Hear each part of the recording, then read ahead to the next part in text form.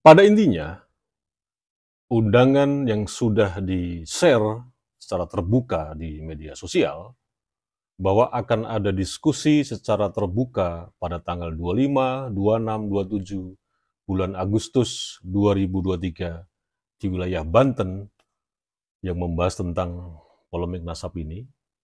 Tim dari Kiai Haji Manudin siap menghadiri acara tersebut. Tapi ada berita yang kurang mengenakan. Ketua Robito Alawiyah wilayah Banten sudah mendatangi Kiai Haji Manudin dan sudah terkonfirmasi bahwa Ketua Robito Alawiyah Pusat Taufik Assegaf tidak bisa hadir di acara nanti. Oke, pembahasannya masih terkait dengan polemik nasab Ba'alawi. Setelah kita memverifikasi, mengidentifikasi beberapa konten dari kelompok Ba'alawi yang ada di media sosial, kesimpulannya adalah sebagai berikut. Selama ini, kelompok Ba'alawi yang mencoba membuat argumentasi tentang tesis Kiai Haji Manudin itu menggunakan yang pertama, by datanya cuma dari nakobah dunia yang ada di Arab, ada di Persia, ada di dan lain sebagainya. Tapi tidak mampu menghadirkan isi daripada pengakuan Bani Ba'alawi ini sebagai dzurriyyah Rasulullah. Artinya tidak bisa menghadirkan secara fisik, baik buku ataupun manuskrip.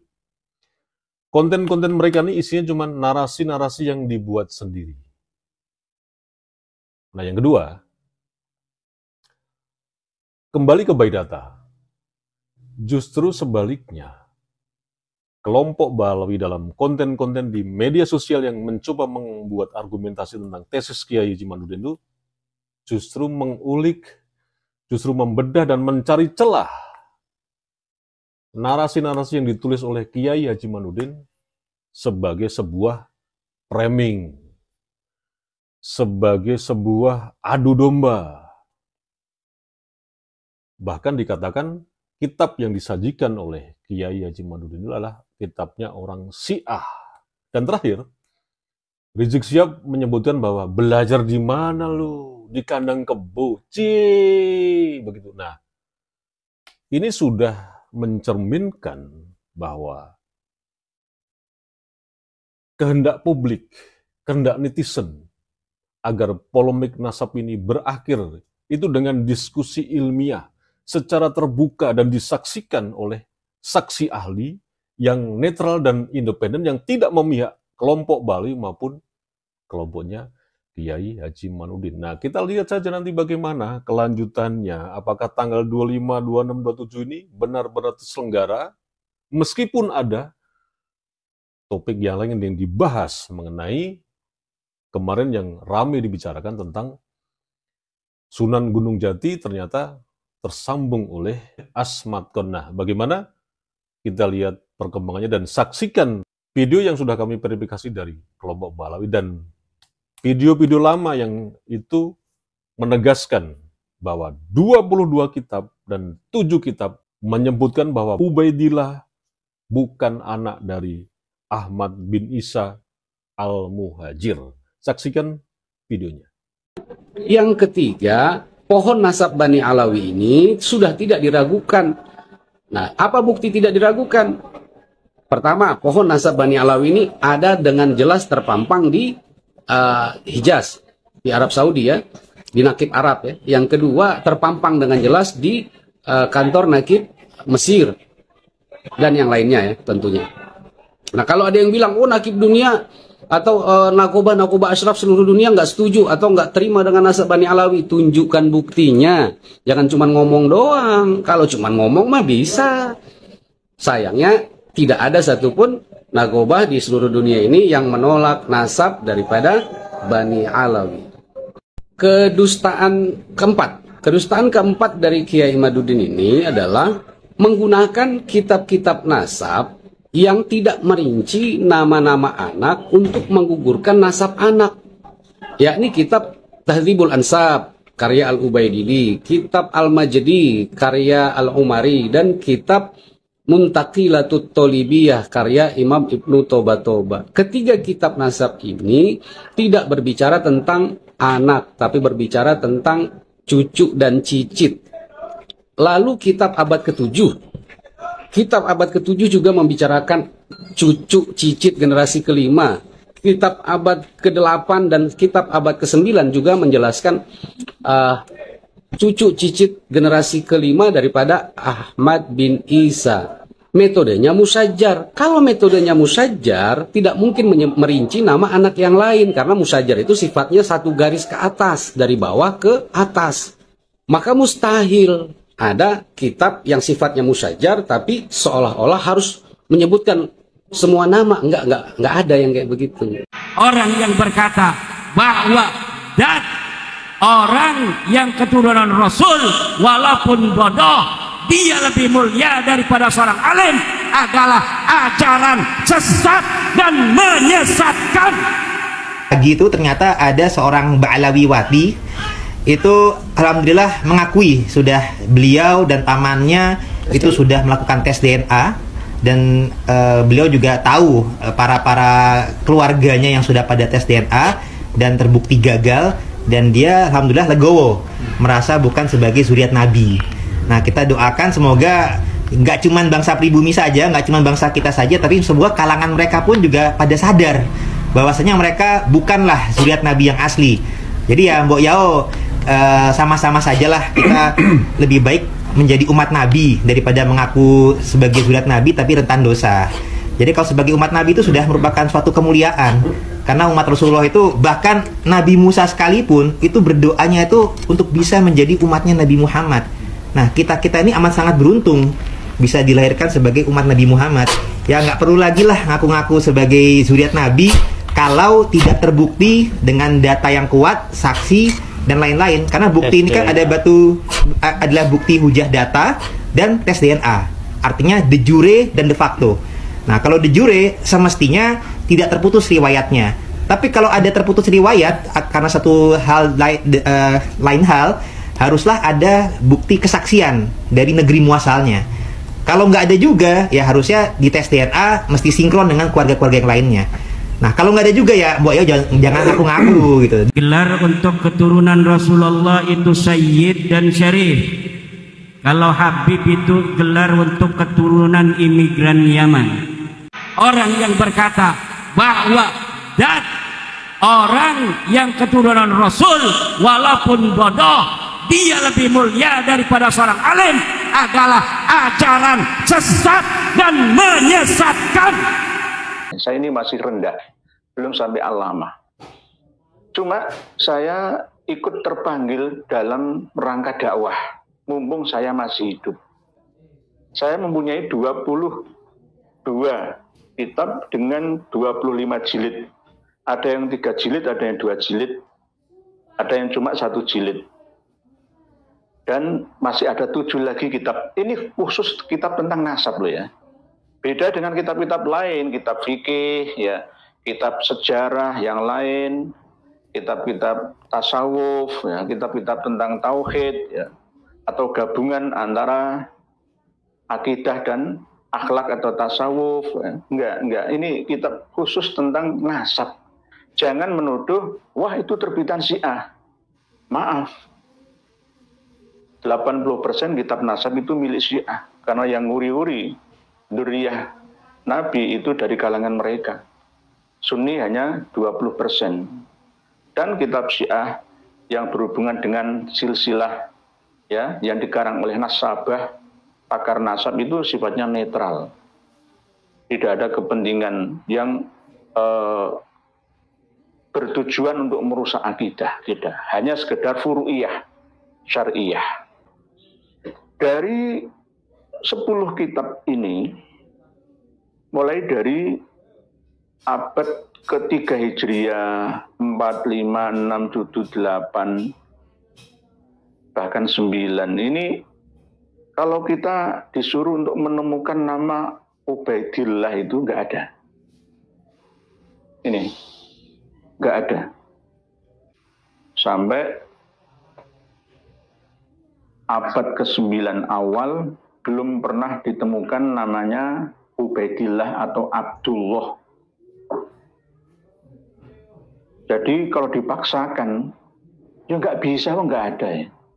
Toh kalau ada di dalam kitab As-Suluk, ya, karangan Imam Al-Jundi yang wafat tahun 732 Hijriah itu masih saya pesan. Saya jujur masih saya pesankan. Tapi untuk file PDF-nya saya sudah punya. Sudah saya pelajari, cuma kitabnya masih saya pesankan. Jadi nggak ada. Jadi bisa dikatakan nasab Ba'alawi yang ada di Indonesia ini dikatakan tidak nyambung. Kalau dikatakan putus itu ya kalau ada. Kalau di abad ke-4 ini ada, terus abad 5, 6, 7, 8, 9 ini tidak ada, itu namanya putus. Tapi kalau di Tahdhibul Ansab, misalkan di Al-Majdi, ya, di Al-Aswili, Al-Fakhri ini tidak ada, ya bukan putus namanya. Oh, mulai dari kitab ini sebelum Imam Ahmad Al-Laba lahir, sampai meninggal dunia, nggak pernah ada cerita mempunyai anak yang bernama Ubaidillah atau Abdullah. Hanya ada Muhammad, Abu Ja'far, Ali, dan Husain saja. Ini rujukan masadir semua kitab. Mulai dari jalur Sayyidina Hasan wal Husain sampai terakhir jalur Imam Ali Al-Waidi, ini di kitab ini rujukannya. Jadi bersambung. Jadi kitab 54 ini rujuknya ke sini, ya. Terus Tabaqatun Nasabin, kalau mau cari siapa nama orang-orang yang masyhur dalam jalur nasab, carilah kitab ini. Di sini banyak referensi tarik. Saya udah download referensi sampai nggak pernah tidur 2 bulan ini malam-malam. Niat saya membela Ba'alawi, wallahi awalnya saya membela Ba'alawi. Apa pula nih kiamat berani-berani kali nafiin nasab orang. Betul ini. Nah, ini saya pelajari tahadus penikmat, berkat beliau saya dapat hidayah. Yang kedua, ini ada disebut kitab Ar-Rawdul Jali. Ar-Rawdul Jali itu tidak pernah mereferensikan dari mana dia mengisbat. Di sini tadi disebutkan wahada mutafaqun bih. Sebentar. Kasih waktu saya. Cari dulu lah. Ya kan? Nah, di sini kita Al-Asiri. Ya. Al-Asiri abad ke-7 Hijri. Ya. Tidak juga menyebutkan Ubaidillah bin Ahmad bin Isa. Abad ke-7 sudah rungkaan. Ini saya bilangkan kalau ada ungkapan bahasa saya yang nggak pantas, jangan dimasukkan ke hati. Itu gaya saya. Ya. Lanjut. Nah, Al-Muhajir pun nggak ditemukan di dalam semua kitab-kitab nasabah yang primer, yang lampau, yang kuno, manuskrip. Ya. Justru yang mengistilahkan Al-Muhajir itu jalur Musa Al-Kazim. Namanya Sayyid Mahmud. Itu digelar Al-Muhajir, dia hijrah dari Basrah ke Irak, Irak ke Basrah. Saya bisa lihat nanti di situ. Ya. Nah, kurang lebih. Singkat dulu. Nah, yang saya nggak pakai dulu saja Mubarakah, karena ada yang bilang Syiah untuk palsu kan. Betul. Ini yang ketiga, kita Umdatul Talib. Ya, juga tidak menuliskan Ahmad bin Isa punya anak Ubaidillah. Abad.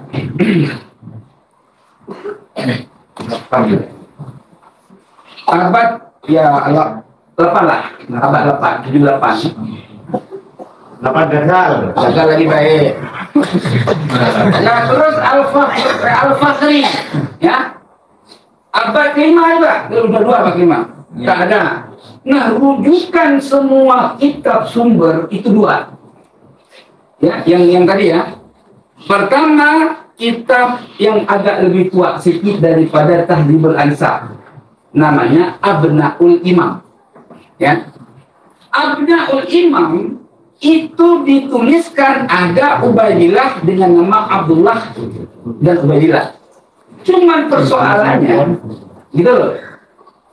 Persoalannya dalam kitab Abnaul Imam, penulisannya itu di Muqaddimah oleh muhakkik sudah menyatakan bahwa di akhir kali penulisan saya ada menambahkan sesuatu yang tidak ada di nasakh asalnya, ya, di nasakh asal apa di nisbah sebelumnya, enggak di asal kitabnya,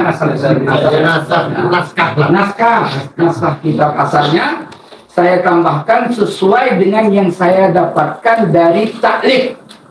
Berarti dia abad ke-9 atau ke-10, taklifnya ada yang dimasyhur di abad itu. Seharusnya kalau taklif itu ditaklif, yang namanya taklif yang mantap nih. Ini diambil dalam kitab ini. Ini diambil dalam kitab ini. Ini semua kitab-kitab ketika ditaklif itu semua fil umdah, fil Tahdhibul Ansab, fil adab, fil ada gitu loh. Nah, itu baru layak. Nah, kitab yang paling rekomen ini Tahdhibul Ansab. Ini cuma satu anaknya. Satu saja anaknya, Sayyidina Abu Ja'far Muhammad, orang Bukhara. Ini paling tua. Sebelum yang lain ini, makanya saya bilang rujukan dulu yang tua. Abad keempat. Sama Abnaul Imam tadi. Namun Abnaul Imam sudah dirubah oleh muhakkik yang namanya Jamalul Lail. Gitu loh. Ada 3 muhakkik, yang terakhir 4, yaitu Jamalul Lail. Nah, sudah paham dulu? Nah, terakhir apa tadi? Asy-Syajaratul Mubarakah, karya Fakhrul Razi. Banyak yang menafikan ini karena sentimen. Padahal banyak kitab-kitab taklif semua mereferensikan Asy-Syajaratul Mubarakah. Terus ada yang bilang, kitab-kitab ini yang menyatakan Ahmad bin Isa tidak punya anak yang namanya Ubaidillah, rupanya orang Syiah semua. Gitu katanya. Kabur. Kalau itu menjadi patokan, ilmiah itu nggak pernah masalah. Imam Syafi'i mengambil ilmu daripada Abi Ja'far Ar-Razi. Kalau enggak, kita nggak usah pakai kunut hari ini. Dalil kunut dari Imam Ja'far Ar-Razi ahli tafsir, dia diklaim sebagai Syiah Rafidi. Apa kata Imam Syafi'i? Kalau sekedar orang aku menjalankan kebenaran, mencintai Ahlul Bait, dikatakan Rafidi, maka aku Rafidi, kata Imam Syafi'i. Ya. Terus Bukhari buang ke laut kitab Bukhari. Kitab Bukhari berapa banyak musnidnya? Ya, gurunya Imam Bukhari mengambil riwayat dari ulama Syiah. Bahkan hari ini orang-orang Syiah mengambil Sahih Bukhari untuk menjatuhkan paham Sunni. Coba saya kasih bocoran. Orang Syiah tidak mengakui anaknya Sayyidina Rasulullah selain Sayyidah Fatimah. Zainab, Ruqayyah, Ummu Kulsum itu bukan anaknya Rasulullah, tetapi anaknya suami pertama daripada Sayyidah Khadijah. Satu, ada yang berpendapat lain, anak angkat. Itu paling lebih. Yang terakhir ini khusus jalur Hasani Al-Muntaqah. Ini khusus jalur sanad Al-Hasani. Syekh Abdul Qadir Jalani muskil, tapi di sini ditarjih. Nah, tuan-tuan yang dirahmati oleh Allah, kalau kita sudah paham, maka istiqamah ulama ini dari zaman ke zaman butuh tarjih. Saya kasih contoh. Ashabul Wujuh. Berapa banyak pendapat Ashabul Wujuh? Kalau nggak ada ahli tarjih Imam Nawawi dan Imam Ar-Rafi'i, rungkat ibadah kita semua.